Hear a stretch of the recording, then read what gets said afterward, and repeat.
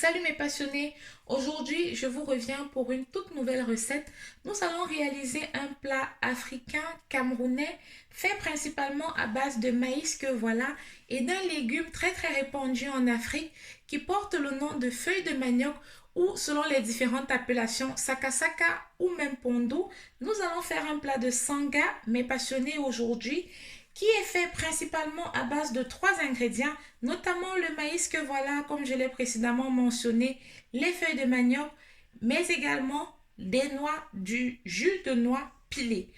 Alors, je nous propose déjà de faire une courte pause, de temps pour moi d'installer tout ce dont nous aurons besoin. Quant à vous, d'apprécier l'introduction et on se retrouve pour la suite de notre recette.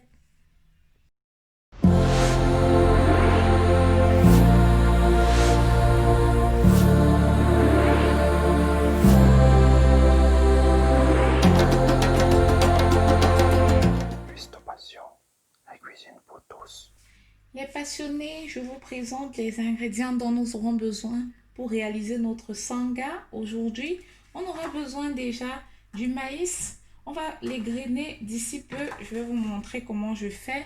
Ensuite, on aura besoin de noix de palme, du jus de noix de palme. Si vous avez des noix et que vous ne l'avez pas, par exemple, comme moi ici, acheté dans des shops, vous avez qu'à les faire bouillir. Je crois que je l'ai précisé déjà dans une des vidéos précédentes. C'était la vidéo de Lecoq.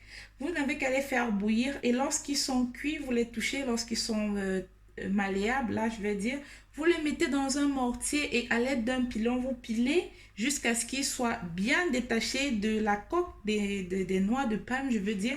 Ensuite, vous les extrayez au fur et à mesure grâce, je m'excuse, c'était mon alarme, vous n'avez qu'à les détacher avec de l'eau, vous allez presser le jus à chaque fois. Il ne doit pas être trop liquide, ni trop lourd non plus, il faut qu'il y ait un équilibre dans tout cela.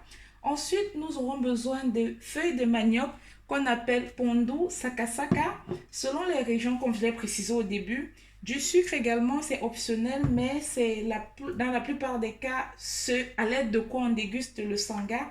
Et également un peu de sel. On démarre les passionnés. Comme vous voyez, j'ai commencé à égrener notre maïs là. D'aucuns le feraient avec un couteau, mais moi, j'aime pas. Je trouve que ça écrase le maïs. C'est cet effet-là que je déteste, mais vraiment, je déteste. Donc, ce que je fais, c'est que je fais une ligne là. Une ligne, on va dire quoi, horizontale, perpendiculaire. Vraiment, j'ai un petit problème avec les maths là, excusez-moi. Mais ensuite, comme vous me voyez faire là, c'est ensuite très facile et rapide d'égrener le maïs. Ça, c'est une technique que j'ai découverte. Je veux dire que je me suis découverte et authentifiée depuis la plus tendre enfance lorsque je le faisais souvent avec la grand-mère. Et voilà, lorsqu'on finit d'égrener le maïs là, vous lavez bien ainsi que vos feuilles de manioc. Vous les mélangez dans la marmite comme je l'ai fait là. On va tout simplement le mettre à cuire. Là, vous voyez, j'ai récupéré un tout petit peu d'eau. Il faut qu'il soit à peu près cuit avant qu'on va rajouter les noix. Ça prend un peu de temps, c'est au moins 45 minutes.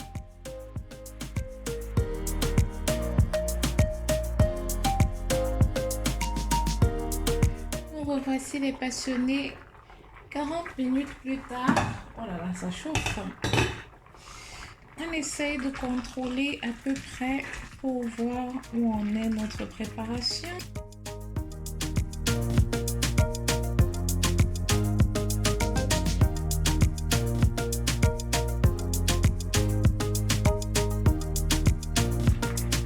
Et nous revoici à peu près 30 autres minutes plus tard. Regardez-moi ça. L'eau a bien séché. On ressent même déjà que, je pense que vous voyez bien là, que le maïs est à peu près cuit. Les feuilles de manioc aussi. Ce qu'on fait maintenant, c'est qu'on rajoute notre jus de noix de palme à tout ceci.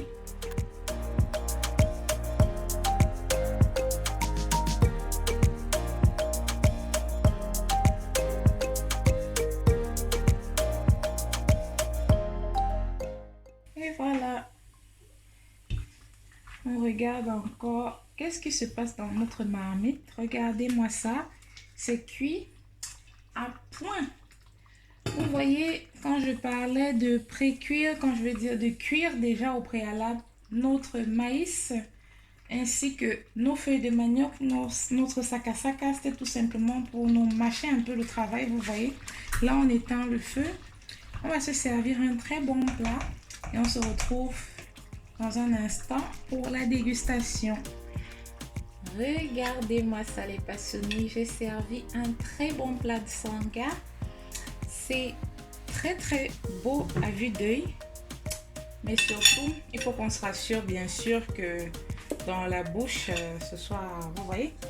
Je dois vous avouer que j'ai pas goûté comme j'ai l'habitude de goûter lorsque je fais des repas. Vous voyez, je rajoute tout simplement du sucre là. C'est au choix. Si vous n'êtes pas adepte de sucre, vous pouvez faire sans. J'ai bien précisé au début que c'est optionnel. On va tourner tout ça pour que ce soit pas trop sucré. Vous avez vu, on a rajouté la noix. Pas beaucoup. Il fallait vraiment qu'il y ait un équilibre. Je le reprécise encore. Et voilà. Regardez-moi ça. Ah là là. C'est tellement bon. Je dois dire vraiment merci à ma grand-mère pour cette recette qu'elle m'a transmise. Ok, moi je vous dis déjà merci d'être passé sur cette chaîne, d'avoir regardé cette vidéo. Abonnez-vous si c'était la première fois, votre premier passage. Laissez-nous un commentaire, des pouces bleus. Regardez d'autres recettes, peut-être vous trouverez également un autre bonheur sur une autre recette. On se retrouve pour de nouvelles recettes dans d'autres éditions sur Custo Passion. Je vous souhaite une bonne soirée, une bonne journée, un bon début de semaine. Ciao, ciao!